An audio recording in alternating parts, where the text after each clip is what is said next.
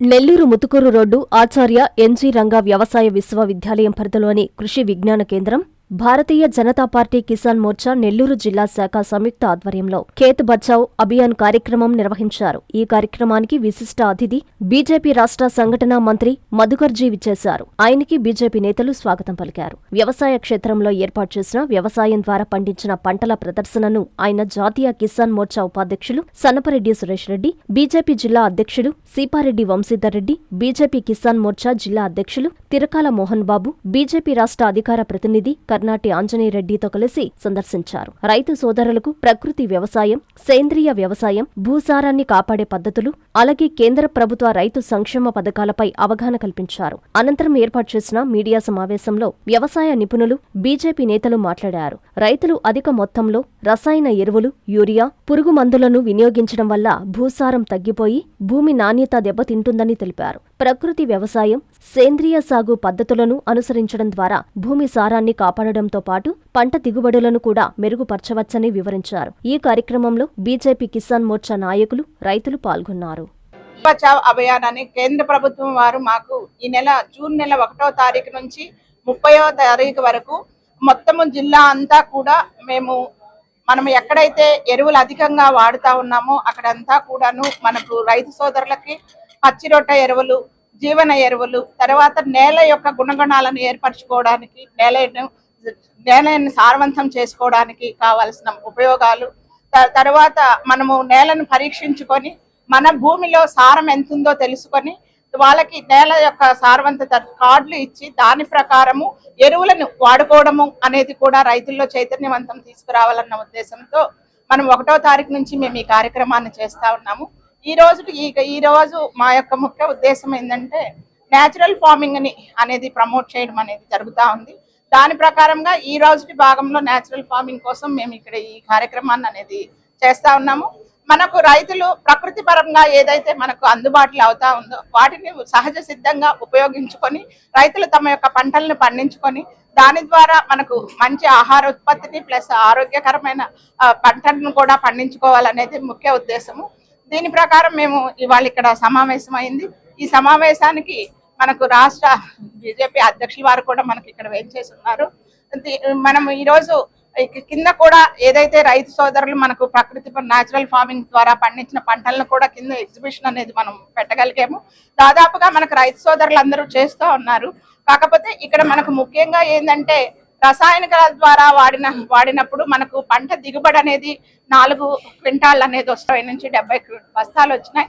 కాబట్టి ఇది ఒక తేడా మాకుంది. మాకు ఏదైతే ఉందో మేము సహజ సిద్ధంగా పండించే ఉత్పత్తులన్నిటికీ కూడా ధర అనేది మాకు అందుబాటు ఇవ్వగలిగితే మేము కూడా కొద్ది ఎకరాలను కొంచెం ముఖ్యంగా ముందుకు తీసుకెళ్ళగలుగుతాము. అంటే కెమికల్గా వాడేదంతా కూడా రసాయనికాల ద్వారా వాడేది తగ్గించుకుంటాము. అంటే ఎరువుల ద్వారా అయితే ఏముంది, పురుగు మందులు అయితే ఏముంది, అవి కూడా అన్ని తగ్గించుకొని ఆర్గానిక్ లోకి చేస్తామనేది కూడా చెప్తా ఉన్నారు. దానికోసంగా మేము నిన్న 3 రైతులను కూడా అడాప్ట్ చేసుకున్నాము. అనంతసాగరం రైతుల్ని చేసుకుని వాళ్ళకి మా ద్వారా కూడా ఈ యొక్క కార్యాచరణను నెక్స్ట్ వేసేటప్పుడు పంటలను ఇప్పుడు వేస్తున్నారు, దాన్ని ముందుకు తీసుకెళ్తాము. ఇప్పుడు మనకు వచ్చిన రైతు సోదరులందరికీ కూడా ఎలాగ న్యాచురల్ ఫార్మింగ్ అనేది మన జిల్లాలో డిపిఎం గారు ఉన్నారు, కన్నయ్య గారు, వాళ్ళ ద్వారా కూడా మనకు జిల్లా అంతా కూడా న్యాచురల్ ఫార్మింగ్ అనేది ముందుకు వెళ్తా ఉంది. వాళ్ళ యొక్క అనుభవాలను కూడా రైతులు చేసే వాళ్ళు ఉన్నారు. వాళ్ళని తీసుకొని మనం మిగతా రైతులను కూడా దీన్ని ముందుకు తీసుకెళ్దామని.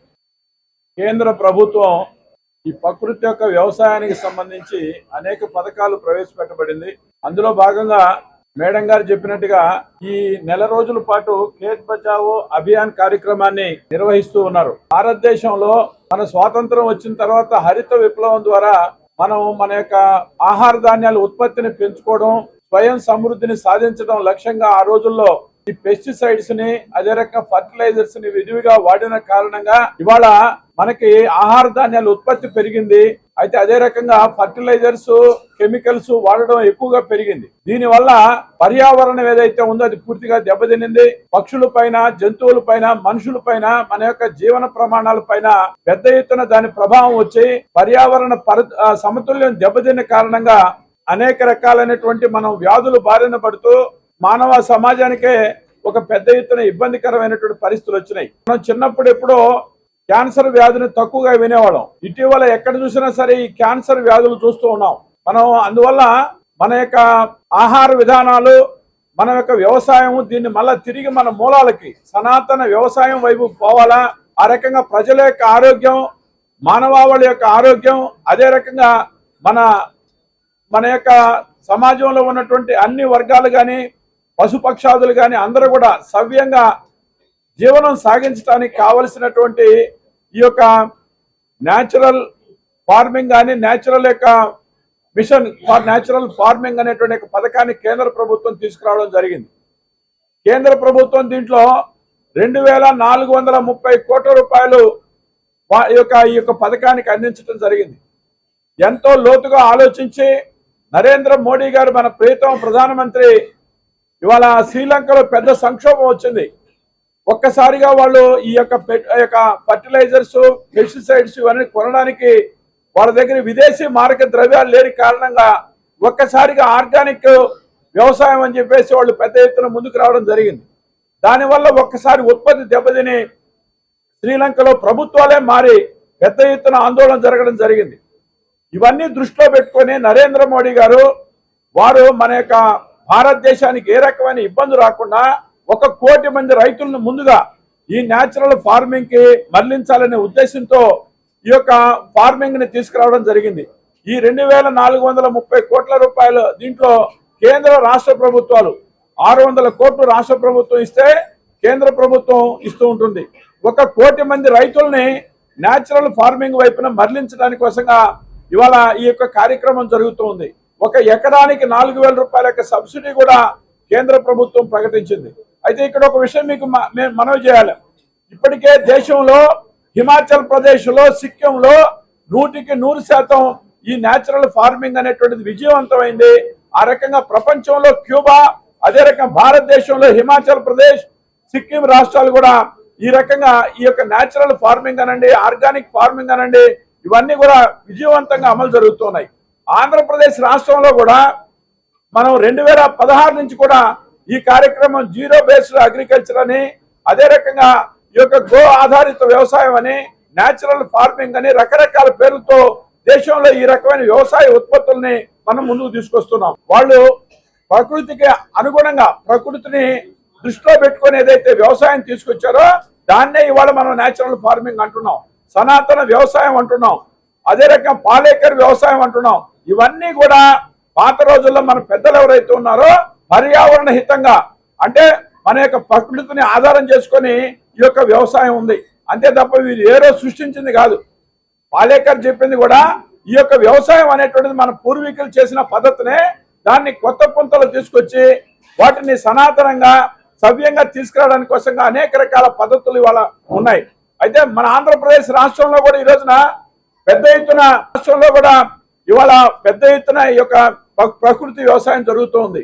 ఇవాళ ప్రపంచ ఈ యొక్క ఫుడ్ సెక్యూరిటీ దీనికి సంబంధించినటువంటిది మనకి 19 దేశాల్లో ఈ యొక్క జరిగితే భారతదేశంలో ఇవాళ ఆంధ్రప్రదేశ్ కి ఈ ప్రకృతి వ్యవసాయానికి సంబంధించి మనం ఆ రకమైన బహుమతి మనం సంపాదించగలిగాం. ప్రపంచంలో ఒక రకంగా ఆంధ్రప్రదేశ్ ప్రకృతి వ్యవసాయం మన డిపార్ట్మెంట్ చేసిన దానికి వాళ్ళు పెద్ద ఎత్తున ఆ రకంగా ప్రపంచం కూడా మనల్ని గుర్తిస్తూ ఉంది. అయితే అనేక రకాల ఆటంకాలు ఉన్నాయి.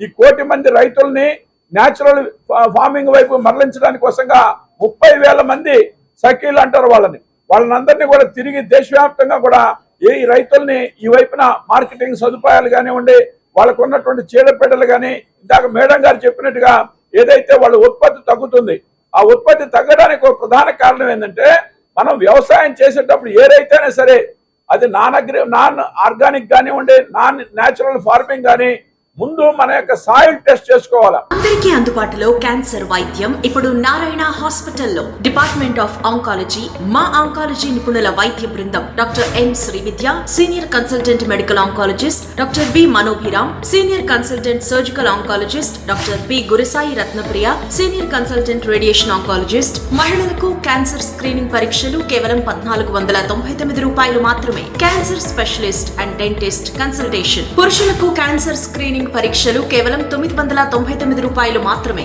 Cancer specialist and dentist consultation సంప్రదించండి. Narayana hospital, super speciality block, first floor, B3, Chintareddypalem, Nellore.